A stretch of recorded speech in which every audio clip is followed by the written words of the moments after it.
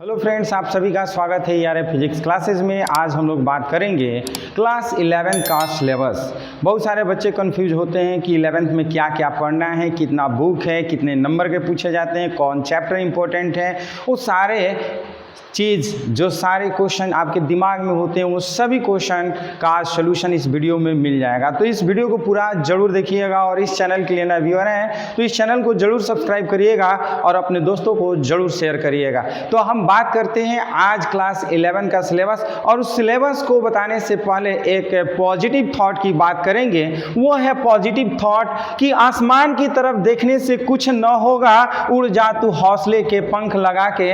यदि आपकी हौसला रहेगा तो आप हौसले के साथ आप बहुत आगे बढ़िएगा। तो चलिए इसी बात पे हम लोग बात करेंगे आज की सिलेबस। और सिलेबस में बात करेंगे सबसे पहला इकाई नंबर 1, और ये इकाई का फर्स्ट जो है वो भौतिक जगत और मापन। इस चैप्टर में कौन कौन चैप्टर आते हैं, ये इकाई में कौन कौन चैप्टर हम लोग को पढ़ना है और कौन से ये चैप्टर इंपॉर्टेंट है वो आपको आज बताने वाले हैं। जनरली क्या होता है कि सबसे पहला चैप्टर का नाम जो है भौतिक जगत, ये जनरल नॉलेज के रूप में दिया रहता है। बहुत टीचर इसे नहीं पढ़ाते हैं, बच्चे स्वयं इसे पढ़ लेते हैं, लेकिन बहुत इंपॉर्टेंट होता है। साइंटिस्ट के बारे में जानने को मिलता है कि फिजिक्स क्या है, फिजिक्स के बारे में क्या क्या रिलेटेड होते हैं, वो सभी चीज़ इसमें मिलता है। ये भी बहुत इंपॉर्टेंट पार्ट है। But according to competitive point view से बात करें या फिर आपके एग्जामिनेशन की बात करें तो इससे कोई क्वेश्चन नहीं पूछे जाते हैं। तो मेन जो चैप्टर होता है वो होता है मात्रक तथा मापन। यहाँ से आपके एग्जाम में क्वेश्चन पूछे जाते हैं और ये आपके एग्जाम में 4 नंबर के पूछे जाते हैं। 4 मार्क्स के क्वेश्चन आएंगे मात्रक तथा मापन से। एंड नेक्स्ट जो है वो थर्ड,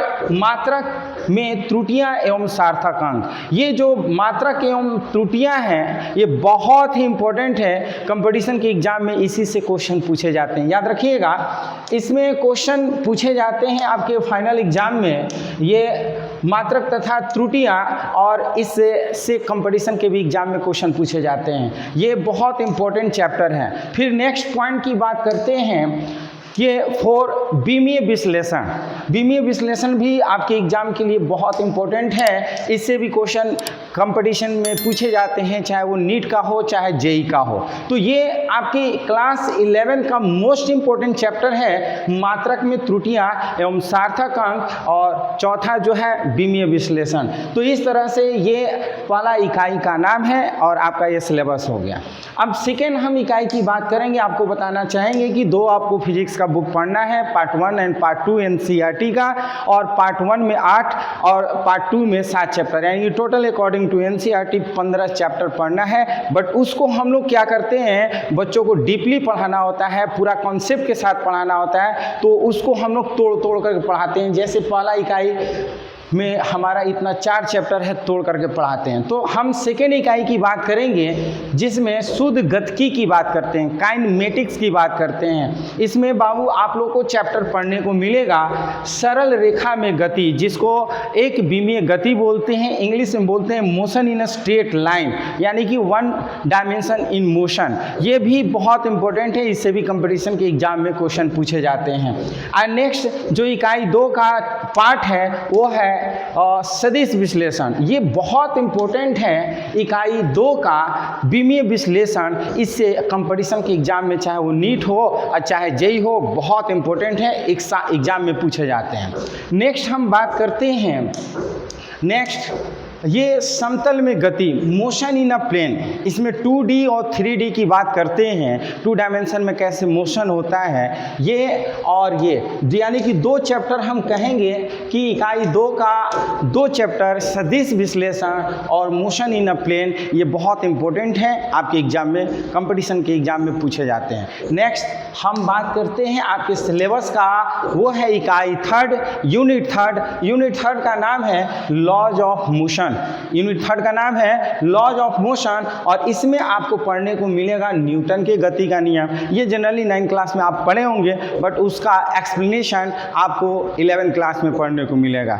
और नेक्स्ट जो है वो है घर्षण, फ्रिक्शन। ये दोनों से मिला करके क्वेश्चन नीट और जेई के एग्जाम में पूछे जाते हैं। हालांकि बोर्ड के एग्जाम में तो क्वेश्चन आते ही आते हैं। और नेक्स्ट क्वेश्चन की बात करते हैं, एक समान वृत्तीय गति, यूनिफॉर्म सर्कुलर मोशन। ये आपका सिलेबस है और सिलेबस बहुत ज़रूरी होता है जानकारी के लिए, क्योंकि बिना सिलेबस का आप 11th क्लास तैयारी करते हैं तो आप सक्सेस नहीं होते हैं। इसलिए तैयारी करने के लिए सिलेबस जानना बहुत ज़रूरी होता है। नेक्स्ट हम बात करते हैं इकाई 4 जिसका नाम है कार्य, ऊर्जा और शक्ति या सामर्थ्य, वर्क, एनर्जी एंड पावर। ये बहुत अपने आप में इम्पोर्टेंट चैप्टर है। ये एक ही यूनिट है, मीन्स 4 यूनिट का एक ही चैप्टर है जिसमें हम कार्य, ऊर्जा और सामर्थ्य की बात करेंगे, वर्क, एनर्जी एंड पावर। यानी कि इकाई 3rd में हम तो बता दिए कि 2 चैप्टर फ्रिक्शन और लॉज ऑफ मोशन इम्पोर्टेंट हैं। इसमें कार्य, ऊर्जा, शक्ति एक ही चैप्टर में इसको डिवाइड कर दिया गया है। हम कहेंगे कार्य, ऊर्जा और शक्ति, वर्क, एनर्जी एंड पावर। इससे भी क्वेश्चन 6 नंबर का आपके एग्जाम में पूछे जाते हैं। नेक्स्ट हम चैप्टर की बात करते हैं। इकाई 5 में कणों के निकाय की गति तथा दृढ़ पिंड। ये जो इकाई है, ये इकाई से बहुत सारे क्वेश्चन कंपटीशन के एग्जाम में पूछे जाते हैं, इसलिए इस टॉपिक को, इस चैप्टर को आप लोग ढंग से पढ़िएगा। हम बात करते हैं इसमें क्या क्या आता है। द्रव्यमान केंद्र, सेंटर ऑफ मास, और इसमें हम लोग पढ़ते हैं घूर्णन गति एवं जड़त्व आघूर्ण की कोई भी जो पार्टिकल है उसका घूर्णन क्या होता है, उसका मोमेंट ऑफ इनर्शिया क्या होता है। इससे बहुत सारे रिलेटेड क्वेश्चन पूछे जाते हैं। तो चलिए इकाई 5 हो गया, और इकाई 5 के बाद इकाई 6 में आते हैं गुरुत्वाकर्षण, ग्रेविटेशन। ये ग्रेविटेशन जो चैप्टर है बहुत इंपॉर्टेंट, आप 9th क्लास में पढ़े होंगे। ये एग्जाम में 8 नंबर का क्वेश्चन पूछे जाते हैं। एग्जाम में कितने नंबर का? 8 नंबर का क्वेश्चन पूछे जाते हैं। ये इसमें एक ही चैप्टर पढ़ते हैं, गुरुत्वाकर्षण, ग्रेविटेशन। ये आपका था फर्स्ट बुक का पार्ट। अब हम लोग बात करते हैं इकाई 7 स्थूल अवस्था में पदार्थों के गुण, properties of bulk matter. Properties of bulk matter ये स्थूल अवस्था में इसमें 5 नंबर के एग्जाम में पूछे जाते हैं। ये आपका सिलेबस का ये पार्ट है। नेक्स्ट हम बात करते हैं प्रत्यास्था। चूँकि यहाँ से हमारा सेकेंड बुक स्टार्ट हो जाता है, और सेकेंड बुक में सबसे पहला चैप्टर हम लोग पढ़ते हैं प्रत्यास्था, इलास्टिसिटी। एंड नेक्स्ट जो है वो आपका एक्सरसाइज 16 जिसका नाम है तरल दाब, प्रेशर ऑफ फ्लूइड्स। तरल दाब, प्रेशर ऑफ फ्लूइड्स। फ्लूइड्स में आपका सॉलिड का प्रेशर क्या होगा, लिक्विड का प्रेशर क्या होगा, गैस का प्रेशर क्या होगा, सबका प्रेशर के बारे में पढ़ते हैं। जनरली इसमें 2 प्रेशर की बात करेंगे, air pressure and liquid pressure. Next 17 chapter की बात करते हैं, श्यानता, विस्कोसिटी। यानी कि विस्कोसिटी भी बहुत इंपॉर्टेंट है। इसमें क्या होता है, कंपटीशन के एग्जाम में इस दोनों से क्वेश्चन पूछे जाते हैं। आपके बोर्ड के भी एग्जाम में और कंपटीशन में तो पूछे ही जाते हैं, चाहे वो नीट हो चाहे जेई हो। नेक्स्ट क्वेश्चन की बात करते हैं, वो है ये 17 के बाद आता है 18 जिसका नाम है पृष्ठ तनाव, सरफेस टेंशन।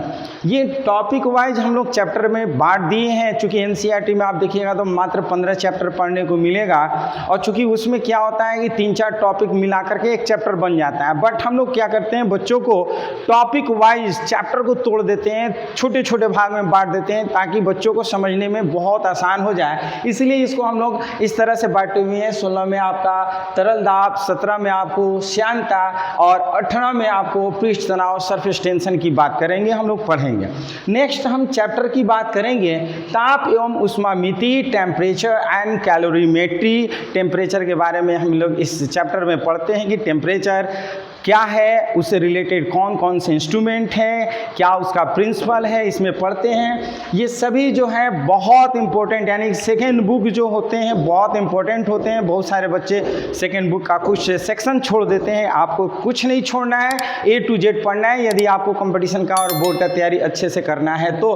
नेक्स्ट 20 की बात करते हैं, उष्मा हस्तांतरण, ट्रांसफर ऑफ हीट। यानी कि उष्मा का कैसे हस्तांतरित किया जाता है, हीट को कैसे ट्रांसफ़र किया जाता है, वो इसमें हम लोग पढ़ेंगे। अब हम लोग इकाई 8 की बात करेंगे। यूनिट 8 का नाम है ऊष्मागतिकी, जिसका थर्मोडायनेमिक्स कहा जाता है। थर्मोडायनेमिक्स में हम एक्सरसाइज 21 में ऊष्मागतिकी के प्रथम नियम, फिर ऊष्मागतिकी के द्वितीय नियम हम लोग पढ़ेंगे। और ये था आपका सिलेबस इकाई 8 तक। इकाई 9 की बात करते हैं हम लोग। इकाई 9 पूर्ण गैसों का व्यवहार तथा अणुगति सिद्धांत। जो गैस होते हैं उनका सिद्धांत क्या होता है वो हम लोग इस चैप्टर में पढ़ने वाले हैं। और इसमें क्या होता है कि पूर्ण गैसों का व्यवहार क्या है, उनके अणुगति सिद्धांत क्या है, एक्सरसाइज 23 में यानी कि 23 में पढ़ने वाले हैं। अब हम लोग बात करेंगे इकाई 10 यानी कि आपका ये लास्ट यूनिट है और इस यूनिट में हम लोग पढ़ेंगे दोलन तथा तरंगे, जिसको कहा जाता है साउंड। साउंड से रिलेटेड हम लोग जो भी टॉपिक्स होगा इसमें पढ़ेंगे। ओसिलेशन एंड वेव्स, सबसे पहला हम बात करेंगे दोलन, ओसिलेशन क्या है, ओसिलेशन की बात करेंगे। एंड नेक्स्ट 25 जो है यांत्रिक तरंगों की चाल एवं प्रगामी तरंगे। और नेक्स्ट की बात करते हैं तरंगों का अध्यारोपण, व्यक्तीकरण एवं विस्पंदन। चूंकि इसको हम लोग छोटे छोटे टॉपिक में बांटे हुए हैं, बहुत ही कॉन्सेप्ट के साथ बच्चों को पढ़ाया जाता है ताकि कंपटीशन में भी पूछे तो अच्छे से वो मार्क्स कर लें। हम 27 की बात करते हैं तरंगों का परावर्तन, तरंग का कैसे परावर्तन होता है उसके बारे में जानेंगे। तनी हुई डोरी तथा ऑर्गन पाइप में अप्रगामी तरंगों के बारे में बात करेंगे। और सबसे लास्ट जो है वो डॉपलर्स इफेक्ट, डॉपलर का प्रभाव पढ़ेंगे। ये आपका पूरा क्लास 11 का सिलेबस था। उम्मीद है कि ये वीडियो आपको पसंद आया होगा। यदि ये वीडियो पसंद है तो इस वीडियो को लाइक शेयर कमेंट जरूर करिए और यदि इस चैनल के नए व्यूअर है तो इस चैनल को जरूर सब्सक्राइब करिए। फिर हम लोग मिलते हैं नए टॉपिक के साथ नए वीडियो में, तब तक के लिए धन्यवाद।